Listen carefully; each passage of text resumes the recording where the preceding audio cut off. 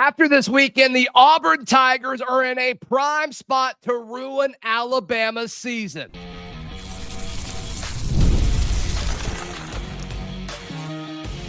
You are Locked On Auburn, your daily podcast on the Auburn Tigers. Part of the Locked On Podcast Network, your team every day. Yes, welcome on into Locked On Auburn, your daily Auburn Tigers podcast. I'm your host, Zach Blackerby, and thank you so much for making Locked On Auburn your first listen every single day. Lindsey, Crosby of the Barn, Auburn.com, as well as a million other places, hanging out with us, as he does every single Monday. Coaching search chatter still going on. We'll discuss that, as well as which quarterback is starting against Mercer.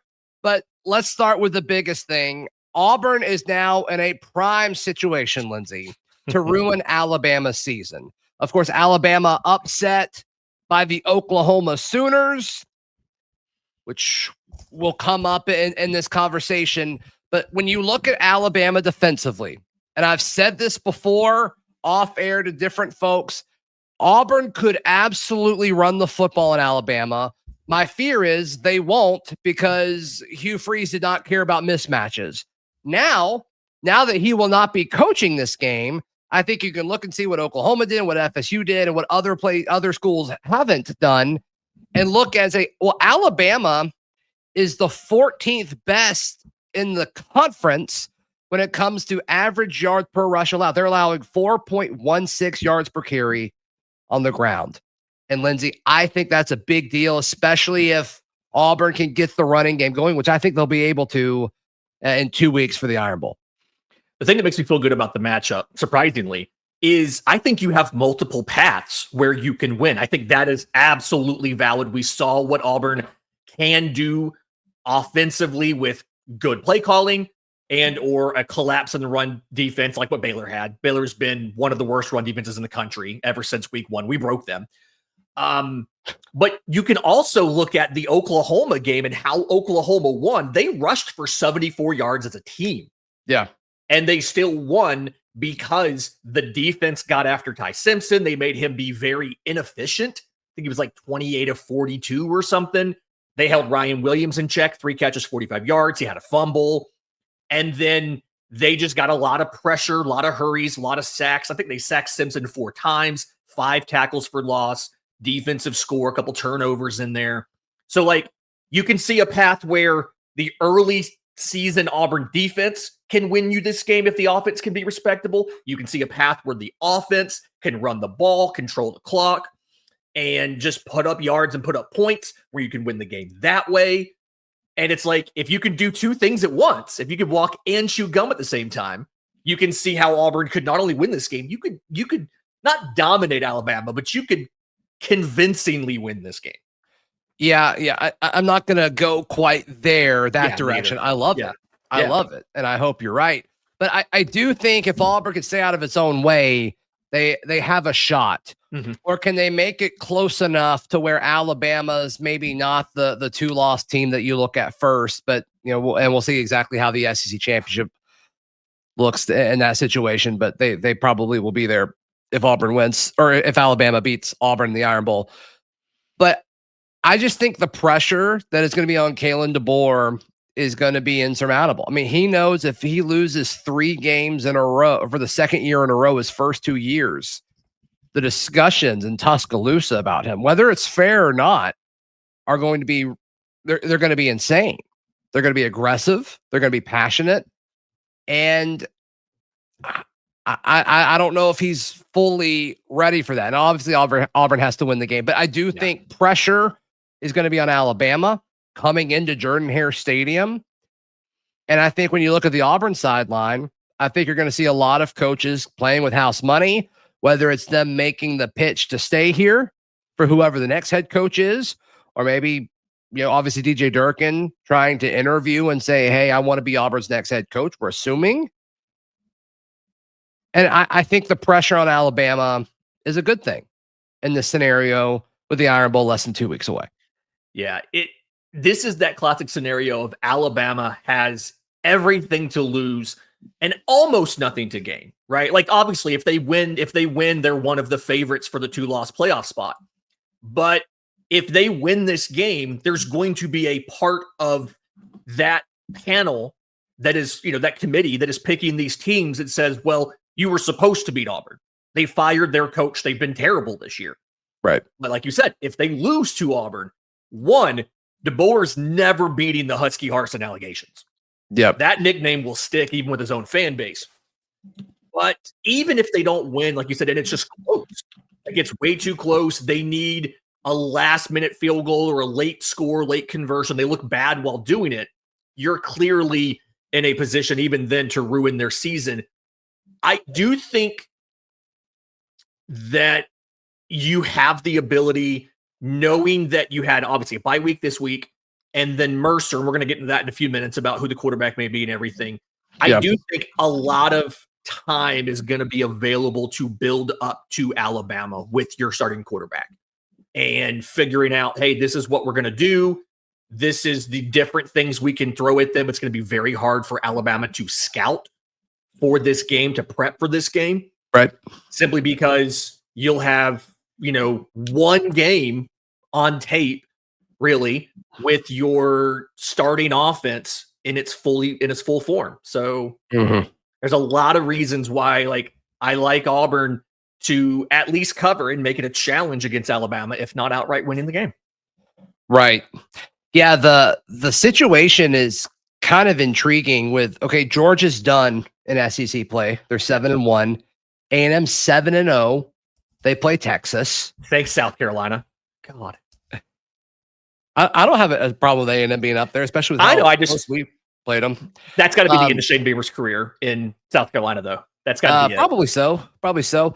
Ole Miss 6-1. They play the Egg Bowl. They'll play against Mississippi State, so they'll probably go 7-1. Yep. And then Alabama 6-1. Obviously, they'll play Alabama. So interesting to say the least. And Auburn, I think they can run the football on this team. I really do.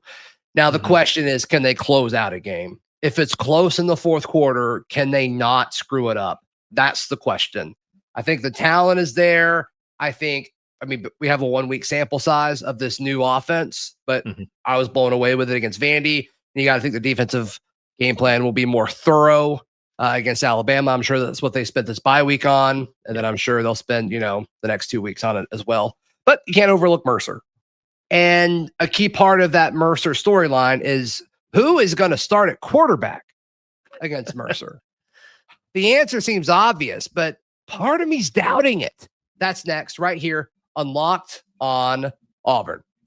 Today's show brought to you by our friends at FanDuel. FanDuel is America's #1 sportsbook. Can you imagine, Lindsey, wagering anywhere other than with our friends at FanDuel? I've always said FanDuel had the best odds. Everybody knows that. And they absolutely, that is where you have to go to find out what is going to happen. They're practically clairvoyant. I'm starting to think it's a Biff in Back to the Future with a sports almanac kind of situation. Yeah, they've been all over it. They've been all over it for sure. And obviously the NBA is back. FanDuel is the official sports betting partner of the NBA. So, you got stuff going on all the time where you can get in on the action with FanDuel. Right now, FanDuel's giving new customers $300 in bonus bets when that first $5 bet wins. So head to FanDuel.com to sign up and place your bet with FanDuel, the official sports betting partner of the NBA. Today's show also brought to you by our friends at Alumni Hall. I can't imagine wagering. Nope, wrong ad read. I can't imagine buying any Auburn gear other than with our friends at Alumni Hall. We actually had a discussion the other day how we needed to go and get some basketball stuff as a family. So excited about that. And look, Christmas is almost here. Go ahead and knock out a few people on your list by going to Alumni Hall. But Zach, what if I want to buy a gift card for somebody to get Auburn gear, but they don't live in town? They don't live in Auburn. They don't live in Opelika. They don't live in Huntsville, where the three locations are. How could they possibly redeem that and get their Auburn gear? Here's I don't know if anybody else does this. Okay, but they have this thing called gift cards, and you can get an Alumni Hall gift card, and you can use it online at alumnihall.com. Alumnihall.com. There you go. Or online. Yep.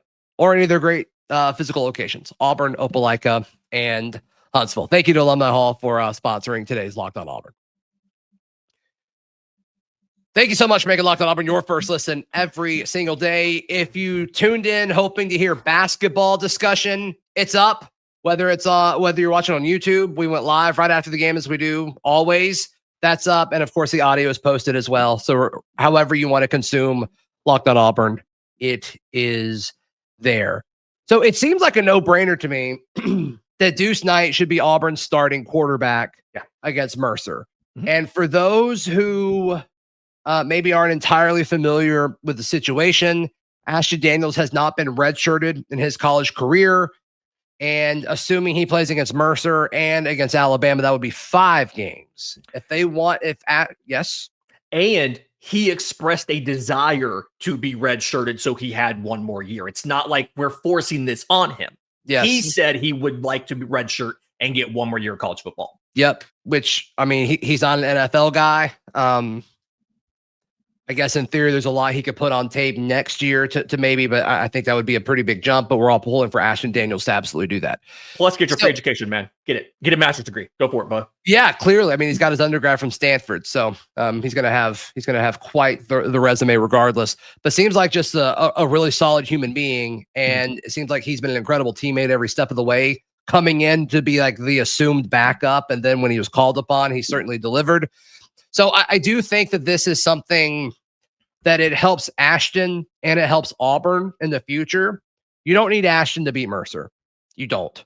No. And I don't like if it's Jackson Arnold or Deuce Knight, you're going to beat Mercer. I mean, even if you have Jackson and you call more quarterback run plays, you will beat Mercer. My question is, like, what's the upside of starting Jackson Arnold? There really is none. What's the upside of starting Deuce? Oh, well, you say, hey, like, we clearly believe in you. Hey, we want to give you an option to play with the starters. And in a world where, you can just leave after any season, that's important because you have to start thinking about, and this is where it gets a little tricky, but like when you think about the future of Auburn's quarterback room, hopefully you have Ashton Daniels, and then hopefully you have Deuce Knight. And, Peyton Falzone is the high school kid committed right now, the former Penn State commit. The interesting thing about that, though, Lindsey, we're assuming Jackson Arnold leaves after this year. Yeah. Which I think is a fair assumption that will happen. Probably a mutual parting of ways. I think both sides would benefit in that scenario. So then you look at it and it's like, okay, well, there's some chatter over the weekend from the Syracuse side that Syracuse is making a push for Peyton Falzone with the coaching change and all that. So we'll see how much of it is him committing to Auburn, how much of it is committing to, the staff or whatever. That's worth monitoring. And then if Deuce were to leave, like, you've got to rebuild a quarterback room where you don't have any other guys committed. And you've got, Ashton Daniels coming back. We all hope. So like, that's a tricky spot to be in. The other side of this, though, Lindsey, is this staff, we're assuming DJ Durkin will come back in some capacity. But how much does this staff care about, the future of Auburn if they're not going to be here next year? Most of these coaches, I would be surprised if they're here next year. I think the defensive side has a little bit more of a chance to come back. But it's probably the offensive side that's making this decision. So I do think that's a little interesting, the dynamics that are in play here. Yeah, for the offensive coaches to agree to play Deuce Knight, it has to be a situation. I think it has to be a conversation about like, hey, we understand that doing this is what's better for the program and maybe not necessarily for you specifically. Because and again, I don't think Auburn's going to lose to Mercer, knock on wood, but obviously, if the offense does not look good with Deuce Knight out there, that's going to reflect on them and the overall numbers they put up and everything. But being willing to do hey, we're going to play Deuce Knight, even though the best self-serving thing for us, a offensive coaching staff, to do is to play Ashton Daniels and win the game. That's the kind of thing that I think at the end of the day will help their resume for their next job more. Yes. Saying we beat Mercer. And I think that's the route they're going to have to take here from a mental perspective. It's also so easily explainable. Yeah. Too. Whereas like the situation. We're doing right by the kid. Ashton And, Daniels. and when we're talking about the offensive coaching staff, like it still is DJ Durkin's call. And if you had to pick one person on the staff who's most likely to be here next year, I think it's DJ Durkin. And so that's probably something to, that's going to obviously come into play with this. But also, like, does DJ Durkin, we've talked about it a bunch on this show, how Deuce Knight has kind of handled some of the, I got to be careful with saying this because I always want to say off-field stuff, but that makes it sound so much worse than it actually is. The social media stuff regarding him and Hugh Freeze after all the Damari Alston stuff, where he unfollowed his head coach, deleted a lot of his pictures on Instagram and all that stuff, which is harmless unless you're a quarterback. And then it becomes a thing. And then this transfer portal era and NIL, like that just kind of is an instant way to give you leverage in a situation. So does DJ Durkin care that happened? And that's a discussion they're going to have internally. We can't fully know what that conversation is going to look like. But I think to say that's not a factor, I think would be silly. Yeah, there's definitely what's the relationship between those two guys, right? Was this the first time they've really kind of interacted that much, is when Durkin had to go to Deuce and say, hey, what's going on with this? You hope not. I'm saying clearly the conversation between Durkin and the staff. Oh, okay. I was thinking you bring up between Durkin and Deuce. Durkin and Deuce probably aren't that close. That's a good point. I didn't really think about that either. There's no reason for them to spend a lot of time together in season. He was a coordinator and a backup rookie, freshman quarterback. So I am curious about that.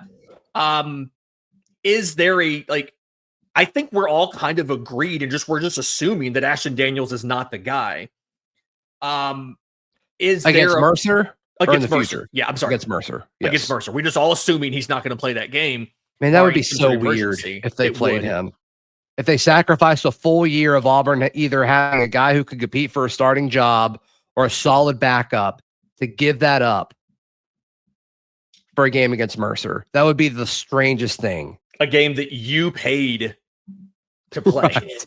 A game that you chose. Hey, we're paying for this. That would be really strange. You have a bunch of quarterbacks in this room. I just don't think we're going to see a guy like a John Colvin or anything in this game. It's not as a starter. Not as a starter. Yeah, it's down to Deuce and Jackson. I think either way, you play both of them. I think they both end up in the game at some point in time. Oh, I disagree. I think you go out of your way to not play Jackson. Keep Deuce in the game. I think if Deuce starts, you keep Deuce in the game the whole game. If Jackson starts, which I think is a terrible idea, but I think you got to find an opportunity to get him out of the game and get Deuce in the game for as much reps as possible. The best thing to do for everybody, really, is for Deuce to play the entire game. Good. Man, if Jackson starts and we do not score that first drive, I hate it for the kid. I hate it for him. Yeah. That would be terrible. Yeah. It would definitely be something. I think the only way you start Deuce and Jackson gets in the game is if it's late in the game and you need to make some plays to win the game. And even then you may just have to go to Ashton anyway. That's a nightmare scenario. Is Deuce gets in there and he's not good, or he's actively bad, and you got to make sure you win. That's the game. An angle of this. Are they trying to protect Deuce? Yeah. I mean, you hear all these rumblings coming out of practice Deuce is the most talented. Now that doesn't always mean best, right? Boy, if we Jeremy Johnson looked great in practice. So I don't know. Yeah, unless he's just farther behind than we realize, which isn't what we're really hearing. But if that's the case, it would excuse, or maybe not excuse, explain why they go with that decision. So that'll be interesting.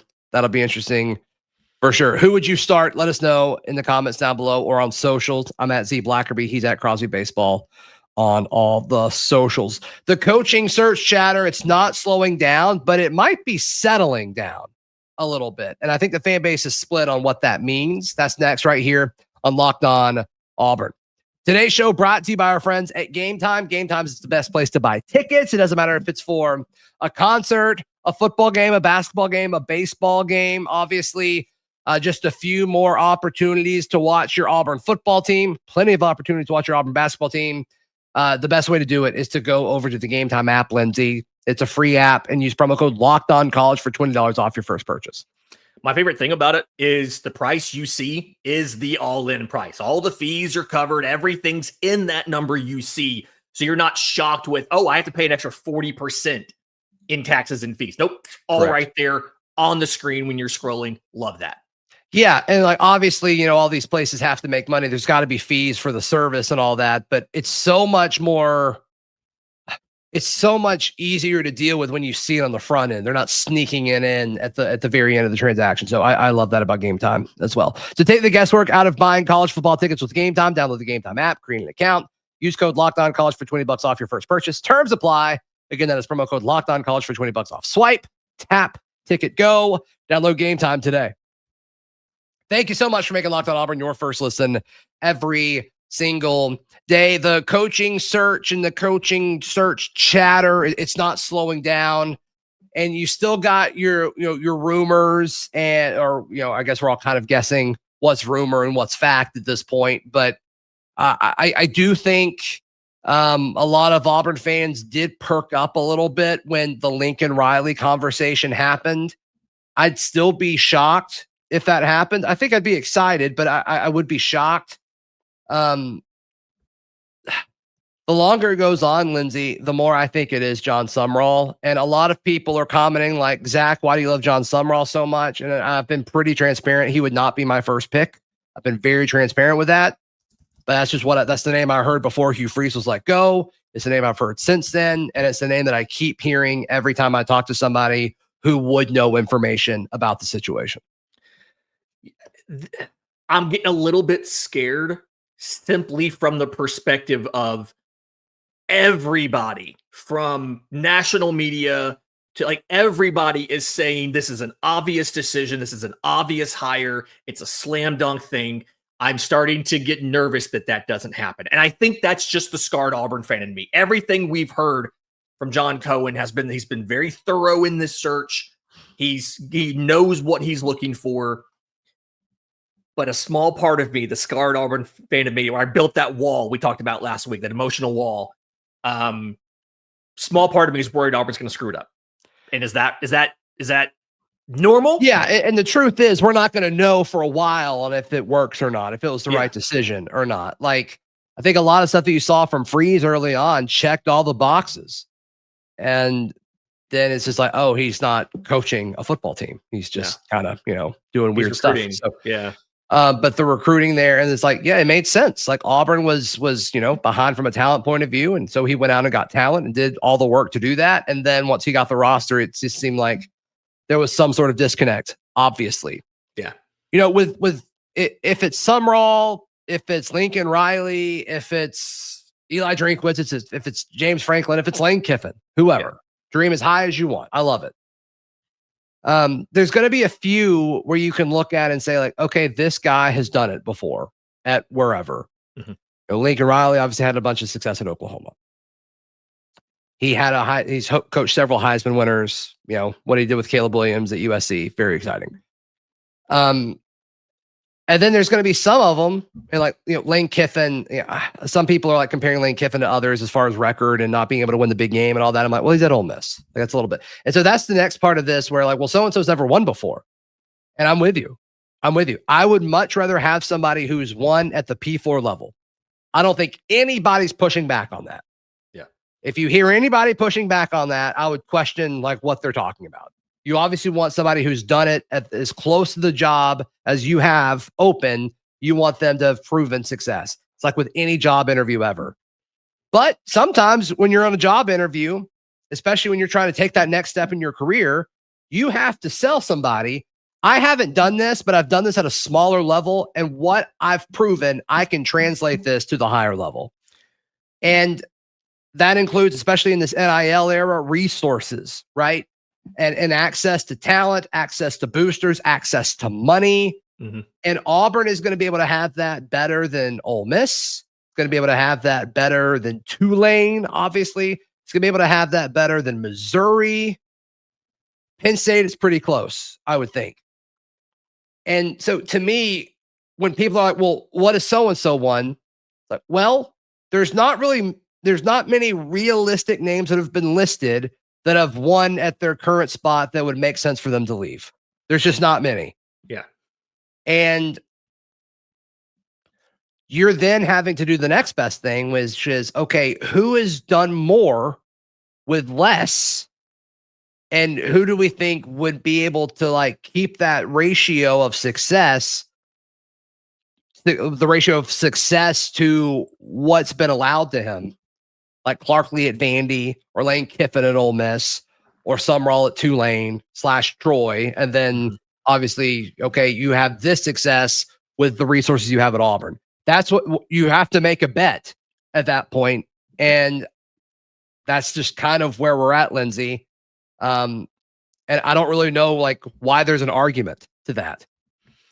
On that note, I will say with Sumrall, the thing that makes me feel better, despite the fact he doesn't have G4 experience, is that he's done it at 2 different schools.